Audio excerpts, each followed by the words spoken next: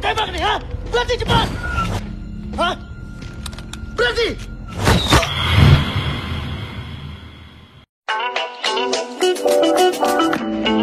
Halo Santayer, kali ini saya akan merangkum film yang berjudul Message Man, berkisah tentang seseorang pembunuh bayaran. Film ini berlatar di negeri kita tercinta, yaitu Indonesia. Kebanyakan orang-orang di film ini juga asli Indonesia. Tanpa berbacot ria, langsung saja kita ke filmnya. Intro, mulai.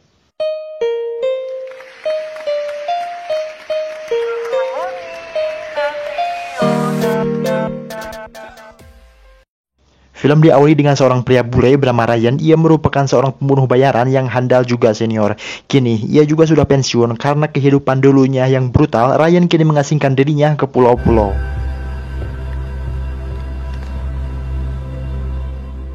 Hingga ia tiba di suatu pulau, tak tahu pulau apa namanya. Tujuan Ryan ke sana hanya ingin membetulkan mesin dari kapal yang ditumpanginya tadi. Dan seperti yang kita tahu, Ryan membetulkan mesin untuk kapalnya kepada Kang Mus ya. Di sini kita tahu bahwa Kang Mus sudah pensiun dari bisnis kicimpringnya. Lanjut. Dan di sana kita melihat seorang anak-anak yang coba menawarkan bantuan pada Ryan. Anak ini bernama Doni, ia adalah anak yatim yang sudah meninggal bapaknya. Di kehidupan Doni, ia mencoba bekerja keras untuk membantu ibunya juga adiknya. Lalu, ia mengenalkan ibunya pada Ryan. Lalu, tiba-tiba, ibunya Doni menawarkan untuk makan malam pada Ryan. Doni, tell me you give Doni work? Why? For dinner? No. If you want to come to our house to eat, you're very welcome. Di sisi lain kita diperlihatkan seorang bos begal yang setiap bulannya selalu nyulik anak-anak gadis di kampungnya Doni. Li butuh berapa lagi? Terserah. Mereka tahu siapa kita. Keesokan harinya, Doni membantu mengangkut barang-barang Ryan di pasar. Hingga di saat Doni sedang mengangkut, tiba-tiba mobil begal menabrak Doni hingga ia terluka.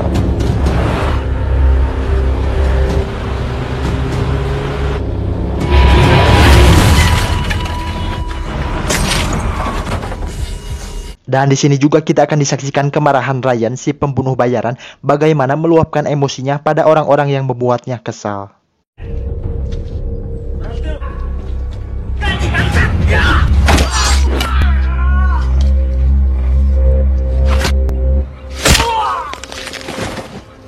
Setelah membantai para begal itu, Ryan membawa Doni yang terluka parah ke rumahnya. Tapi di sana, kepala begal itu mencoba memfoto Ryan untuk dikirim pada bosnya. Saat di rumahnya, Genti alias ibu Doni kaget dengan keadaan Doni berdarah-darah. Karena Ryan penasaran dengan para begal-begal itu, ia menanyakan pada Genti. Lalu Genti menjawab, para begal-begal itu selalu datang ke kampungnya setiap bulan untuk membawa gadis-gadis cantik dijadikan wanita penghibur di Jakarta. They took girls. Every month they come. They took money. They took lots. Di lain waktu, kepala begal itu memperlihatkan orang yang sudah membunuh anak buahnya kepada si Santo. Dan si Santo juga mengirimkannya lagi foto Ryan pada Lee. Lee ini adalah seorang pengusaha licik sekaligus teman si Santo. Giving someone a raise. Halo. Saat Lee menelusuri data-data tentang Ryan, ternyata Ryan ini pernah membunuh kedua orang tuanya di masa lalu. Seketika Lee marah dan dendam pada Ryan. Lalu Lee memerintahkan anak buahnya untuk memburu Ryan dengan keadaan hidup-hidup. Back to me, alive. Mengetahui bahaya yang akan menimpa mereka, Ryan langsung memasangkan alat pelacak berupa aksesoris pada Doni adiknya dan ibunya untuk berjaga-jaga. Pretty necklace. I need you to keep the kids inside. Keesokan harinya, terlihat Ryan sedang pergi ke pelabuhan untuk menuju kapalnya. Karena dirasa Ryan sedang dibuntuti, ia pun tetap waspada untuk setiap langkahnya. Hingga ia menemukan orang yang sudah memata-matai dirinya.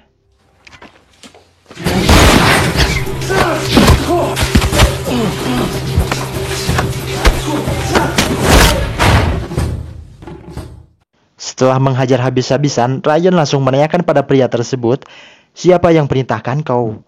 Lalu, berapa kau dibayar?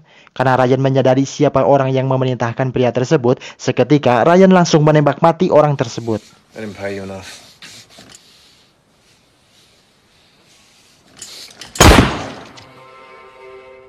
Malam harinya sesuai yang diperintahkan Lee pada Santo untuk memerintahkan anak buahnya menculik Genti dan juga anak-anaknya, tapi sayangnya Ryan sudah mengetahui duluan.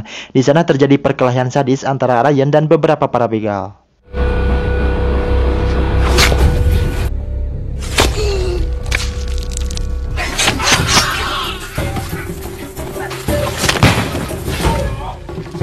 Namun saat Ryan tiba di rumah Genti, tadi sangka Ryan melihat Genti berlumuran darah. Ryan pun sangat merasa bersalah karena Donnie dan adiknya diculik oleh begal-begal tersebut.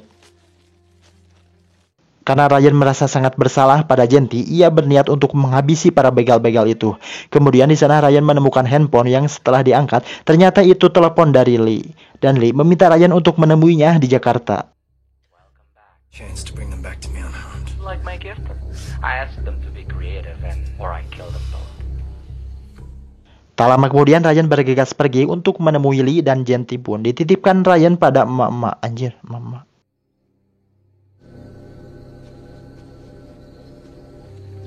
I'll get them back. Sebelum Ryan menemui Lee, Ryan menuju markas Santo dulu untuk membebaskan gadis-gadis lain. Di sana Ryan menyelinap tanpa sepengetahuan dan akhirnya terjadi aksi tembak-menembak.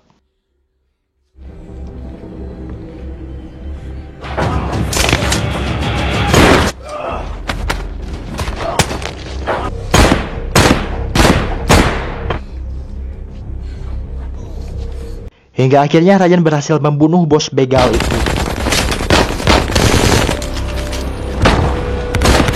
Circumstances, I owe it to some people to become friends who won't be able to stay very long. Grouped into a single action. This is a combination of all the bad they may seem. Must accept. I don't need... Cerita berlanjut pada Ryan menuju ke Jakarta untuk menemui Lee. Sebelum menemui Lee, Ryan menyewa bantuan pada orang-orang yang dikenalnya hal ini untuk berjaga-jaga karena yang akan dihadapi Ryan lumayan sangat banyak. Saat di pelabuhan, Ryan menaiki bajai yang dikendarai oleh orang yang bernama Adi. Anjir, mirip Pocoli Samson. Lanjut. Sesampainya di lokasi, Ryan berkata pada Adi untuk tetap di sini jika kau ingin selamat.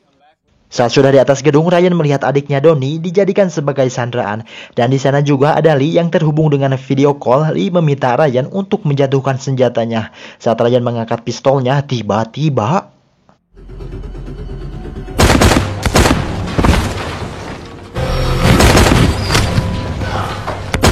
Setelah melihat kejadian itu, Lee yang melihatnya tercengang sekaligus shock. Mampus loh. Setelah ketakutan yang dialami Lee, ia langsung pergi ke klub. You imagine the passion Lee feeling.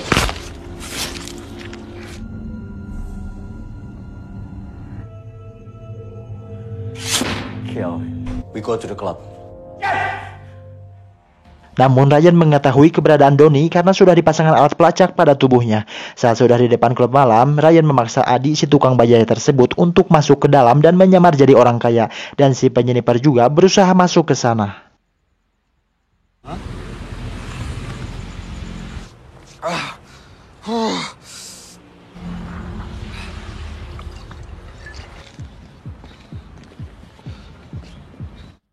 Di sana Adi mencoba menjadi sultan dan membagikan beberapa uang dolar pada security atau anak buahnya Lee. Dan ternyata uang itu adalah bom.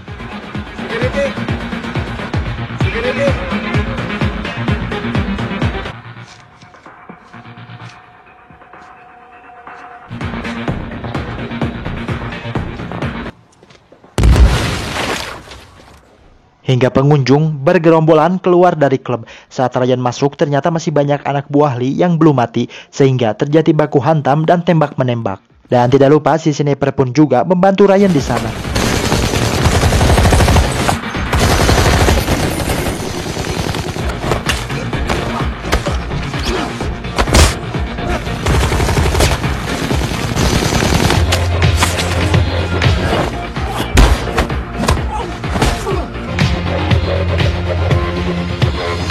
Saat Ryan menuju ke atas, di sana Ryan bertemu bodyguard yang membuat Ryan kewalahan melawannya. Tetapi bukan pembunuh bayaran namanya kalau tak tahu cara mengalahkannya.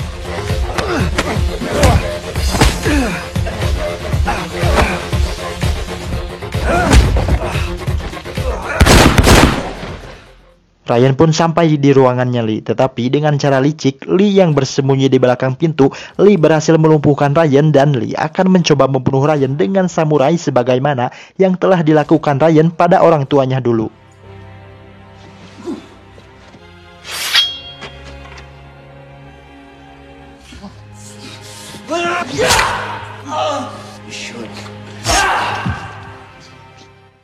Namun tanpa disadari, Donnie yang ada di belakang Lee berusaha bebas dan mengambil panah untuk membidikannya pada Lee. Dan alhasil Lee terbunuh dengan busur panah yang menancap di tubuh belakangnya.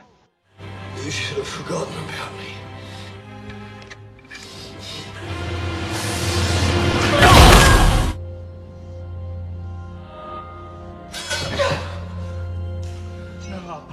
Close your eyes.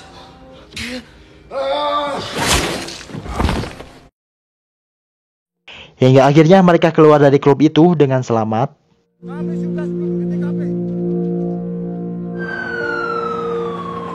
Di akhir film diperlihatkan Adi yang lagi rebahan di bajanya mendapatkan uang 1 koper dan juga foto Ryan bersama Genty and family.